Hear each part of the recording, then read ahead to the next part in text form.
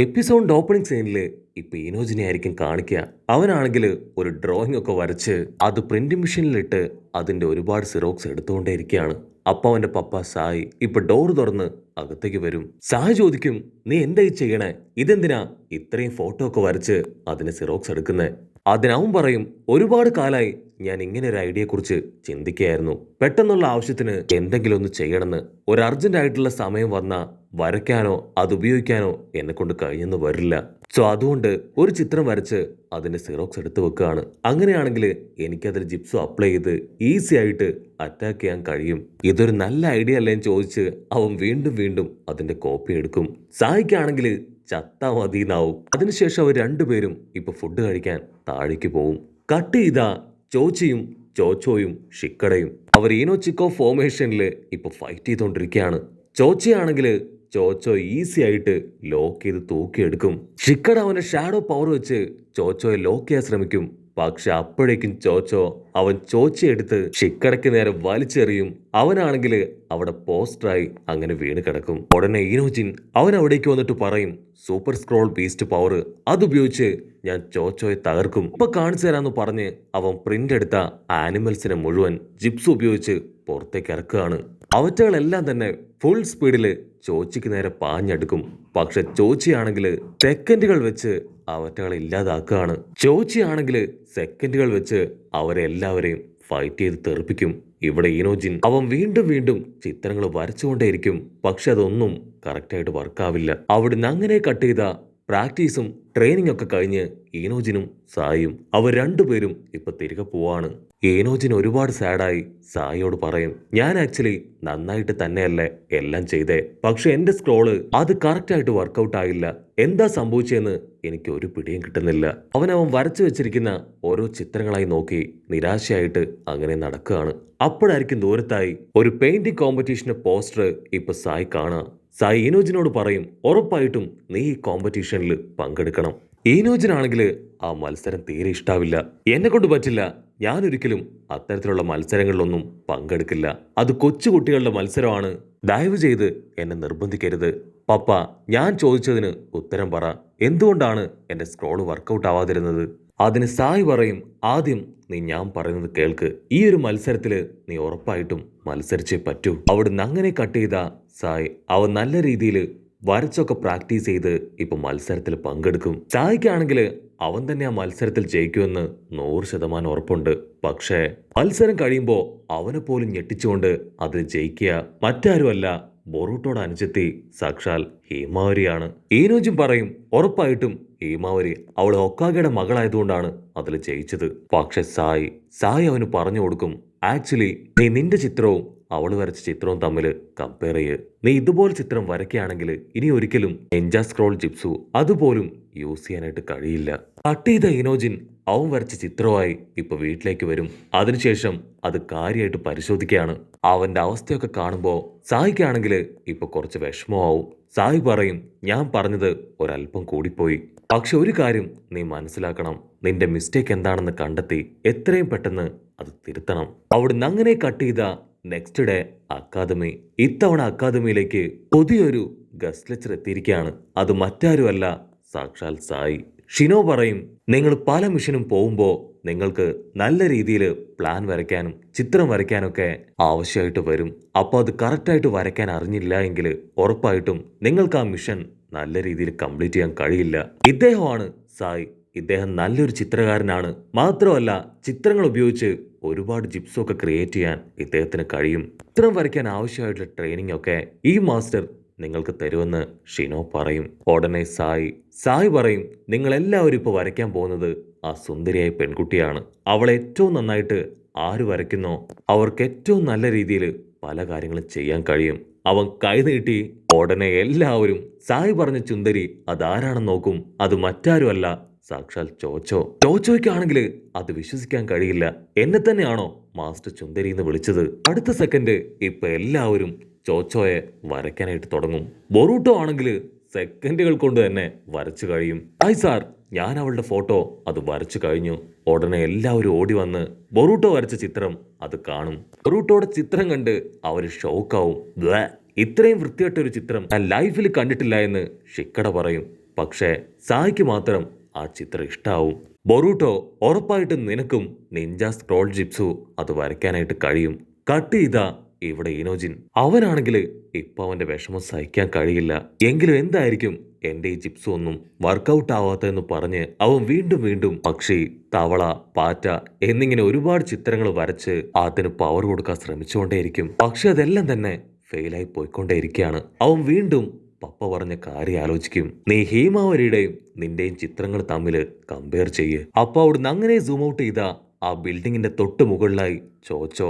അവളാണെങ്കിൽ ഇപ്പൊ ഈനോജിൻ ടെൻഷനായി നിൽക്കുന്നൊക്കെ കണ്ട് അങ്ങനെ നോക്കി നിൽക്കും. അവൾ ചോദിക്കും, ഈനോജിൻ എന്തു പറ്റി, എന്താ ഉണ്ടായേ?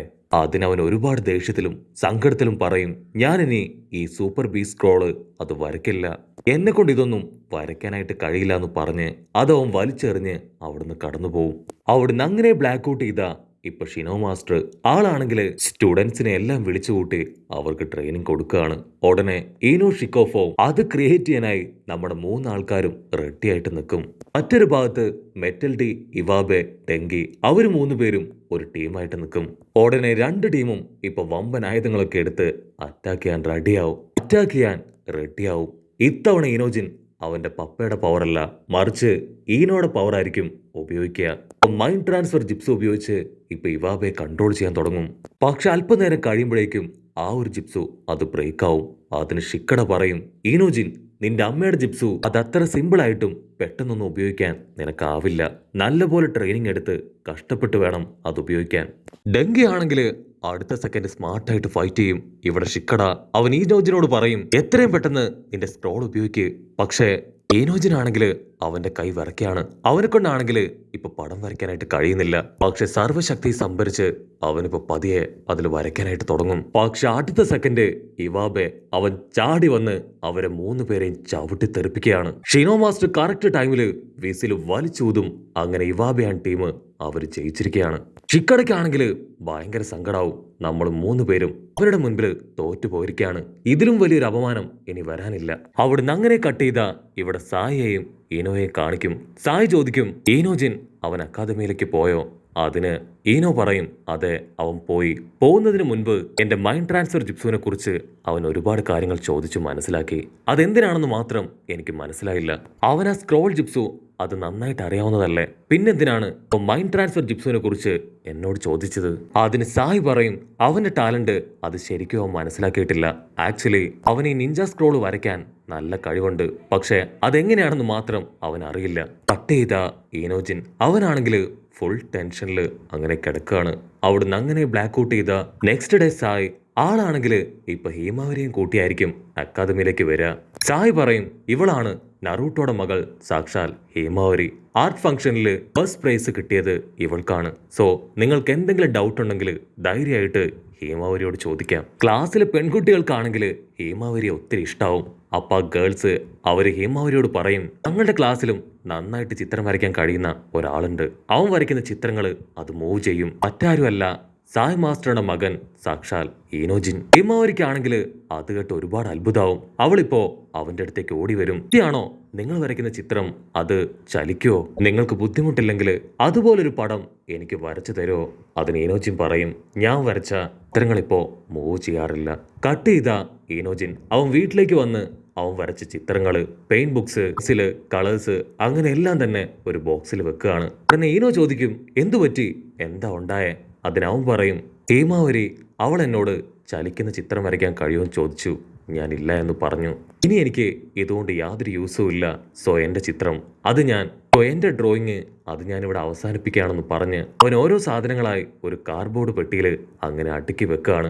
അപ്പോഴായിരിക്കും അവൻ പണ്ട് വരച്ച ഒരു ഫാമിലി ചിത്രം കാണുക. അതിനുശേഷം അവൻ ബൊറൂട്ടോയും കൂട്ടി ഇപ്പൊ ഹീമാവരിയെ കാണാൻ അവളുടെ അടുത്തേക്ക് പോവും. ഈനോജിൻ ഹീമാവരിയോട് പറയും, എനിക്ക് നിന്റെ കുറച്ച് ഹെൽപ്പ് വേണം.